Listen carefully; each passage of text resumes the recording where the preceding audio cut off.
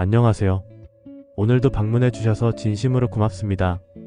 구독과 좋아요 감사드리며 이번 회차 이야기 시작하겠습니다. 황 회장은 병실에서 의식을 찾지 못한 채 여전히 깊은 잠에 빠져 있었다. 병실 밖에서 구단수는 불안한 표정으로 병실을 지켜보며 초조하게 손을 모았다. 오늘 이야기는 갑자기 쓰러진 황 회장의 안위를 걱정하며 단수가 엄마와 공익 그리고 가족들을 챙기는 포용력 넓은 가장의 모습을 보여줍니다. 또한 황 회장 때문에 자신의 모든 걸 잃었다고 생각하는 강진아가 복수심에 불타 모든 게 황 회장 짓이었고 자신은 결백하다며 증거를 조작해 유포하는 엄청난 사건을 전해드리겠습니다. 중환자실 폭도. 단수 옆에는 오드리가 함께 있었고 그녀 역시 걱정스러운 표정을 감추지 못했다. 단수야, 할머니께서 꼭 깨어나실 거야. 너무 걱정하지 마. 오드리가 조심스럽게 그의 손을 잡았지만 단수의 표정은 여전히 어두웠다. 그는 창문으로 황 회장을 바라보며 주먹을 꼭 쥐고 울먹이며 독백을 한다. 제발 정신 차려줘, 할머니. 단 한 번만이라도 내 부탁 좀 들어주라고. 그때 병실 밖으로 의사가 나오며 황 회장에 대해 브리핑을 한다. 환자의 상태는 아직 위중합니다. 뇌출혈 위험이 있어 계속 경과를 지켜봐야 합니다. 각별히 주의해야 할 때입니다. 단수는 깊은 한숨을 내쉬었다. 그의 가슴 속에는 할머니에 대한 걱정과 동시에 사랑하는 공이와의 관계에 대한 불안감이 교차하고 있었다. 한편 맹공이는 황 회장의 병실 앞까지 왔지만 안으로 들어갈 수 없었다. 내가 가서 무슨 말을 할 수 있겠어? 내 아버지가 단수 아버지의 죽음에 관련되었다는 사실이 밝혀진 이상. 공이는 병실 문을 바라보며 깊은 고민에 빠졌다. 그녀의 머릿속에서는 계속해서 황 회장의 냉정한 목소리가 맴돌았다. 너희 둘의 결혼은 절대 용납 못해. 그 말이 가슴 깊숙이 꽂혀 공이는 주먹을 꽉 쥐었다. 하지만 단수를 포기할 수는 없었다. 그녀는 고민 끝에 병실 문을 조용히 열었다. 안에는 단수가 황 회장의 손을 잡고 있었다. 그의 얼굴은 지친 기색이 역력했다. 단수는 공이를 보자마자 놀란 듯 했지만 이내 조용히 자리에서 일어났다. 공이야. 공이는 가볍게 고개를 끄덕이며 황 회장의 얼굴을 바라보았다. 차갑게만 느껴졌던 그녀의 얼굴에 연민이 스쳐 지나갔다. 황 회장은 분명 그녀를 미워했지만 그 마음속에는 20년 동안 쌓인 한과 고통이 있었다는 걸 알기에. 단수야. 난 어떻게 해야 할까? 공이의 눈가에는 눈물이 맺혀 있었다. 단수는 그런 그녀를 바라보며 그녀의 손을 잡았다. 아무것도 하지 마. 난 절대 널 포기하지 않을 거야. 공이는 눈을 감으며 단수의 손을 꼭 쥐었다. 한편 서민기와 강진아 사이의 갈등은 점점 더 깊어지고 있었다. 강진아는 회사에서 자신이 강등된 상황을 받아들이지 못했고 민기의 태도는 그런 그녀를 더욱 답답하게 만들었다. 강진아는 거울을 보며 혼잣말을 했다. 이대로 당할 수는 없어. 내가 다시 올라갈 방법을 찾아야 해.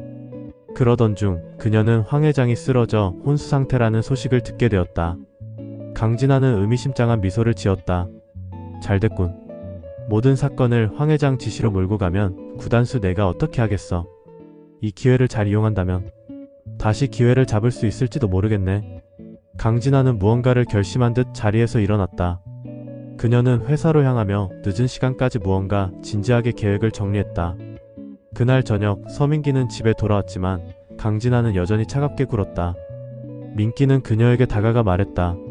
진아야, 이제 그만해. 우리 이렇게 계속 싸우기만 해선 안 돼. 강진아는 비웃듯이 말했다. 뭘 그만해? 당신이 정말 날 사랑했다면 적어도 내 편에 서줬어야 하는 거 아냐? 하지만 당신은 그러지 않았어. 항상 내 잘못만 탓했지. 민기는 한숨을 쉬며 그녀를 바라봤다. 내가 내 편에 서지 않은 게 아니야. 난 그저 우리 둘이 이 상황을 이겨낼 방법을 찾고 싶을 뿐이야. 강진아는 민기를 노려보며 말했다. 좋아, 그렇다면 방법을 찾아봐. 내가 다시 내 자리를 되찾을 수 있도록 도와줄 거야. 민기는 침묵했다. 그의 머릿속에는 복잡한 감정이 스쳐 지나갔다. 한편 병원에서는 황 회장의 상태가 점점 악화되고 있었다. 구단수는 더욱 불안해졌다. 그때 맹경태가 찾아왔다. 자신과 대화 중 단수 전화를 받고 급히 나가는 공이 뒷모습에 불편과 불안이 앞서 뒤쫓아오게 되었다. 단수야. 회장님은 상태가 어떠신가? 아직 기력이 없으셔? 네 아저씨.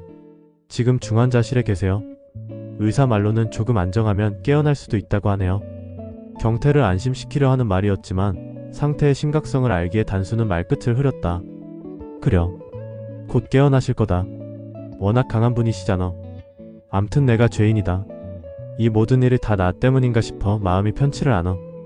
맹경태는 단수를 보며 굳어진 얼굴로 고개를 숙이며 말했다. 이 말에 단수는 차분한 목소리로 말했다.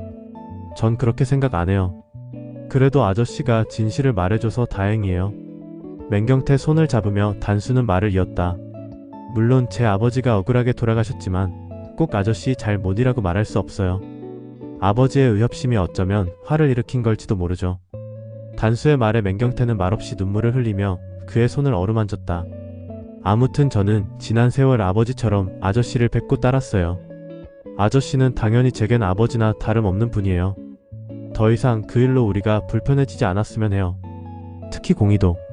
기특하고 고마운 단수의 말에 뭐라고 대답을 할 말이 없었다.